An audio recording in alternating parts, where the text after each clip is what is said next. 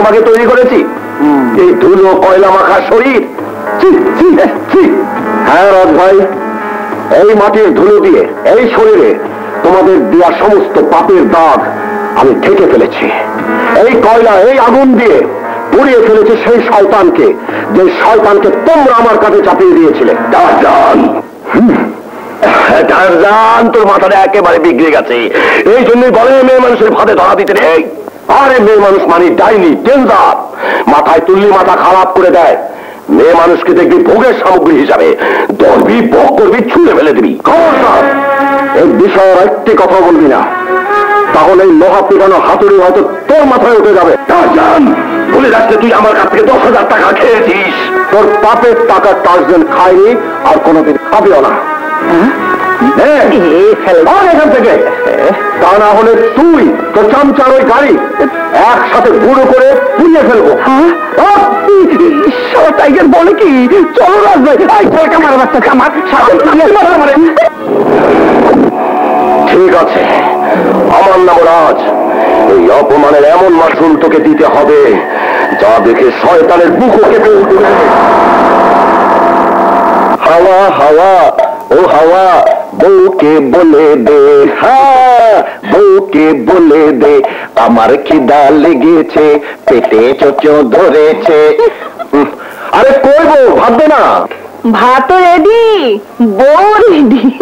আহা, আরে এখন আমার ভাতের খিদা, রাত 10টা পর বউয়ের খিদা। এই অবস্থা, আমার চেয়ে ভাত বড় হয়ে গেল? ঠিক আছে, ভাতই খাও। রাত 10টার পরে বউ বউ করো না। রাতে আমি বউ বউ করবো না, তুই স্বামী স্বামী করবি, দেখা যাবে। আরে রে, হাত ধুয়ে এসো। সুন্দরবনের রয়্যাল বেঙ্গল টাইগার কি হাত ধুয়ে খায়? তুমি বাঘ নাও, মানুষ। যাও হাত ধুয়ে এসো। আরো কত কি যে করতে হবে। আসার সময় পানির জগটা নিয়ে এসো। আচ্ছা।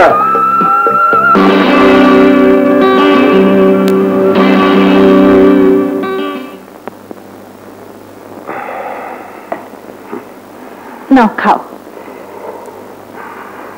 খাও।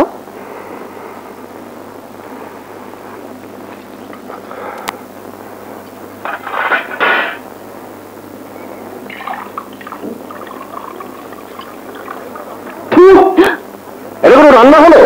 এই ছাই রেডি, ভাতে রেডি, বউ রেডি, যত সব। সত্যি কথা বলতে কি, আমি তো কখনো রান্না বান্না করিনি, তাই হয়তো ভালো হয়নি। রাগ করো না পাগল, কষ্ট করে খেয়ে নাও, আস্তে আস্তে আমি সব শিখে ফেলবো। এতদিন শিখি না কেন? খুব তো জ্ঞান দিস, বড় বড় কথা বলিস, নাম বদলাতে পারিস, আর ডাল ভাতটা পাক করতে পারিস না।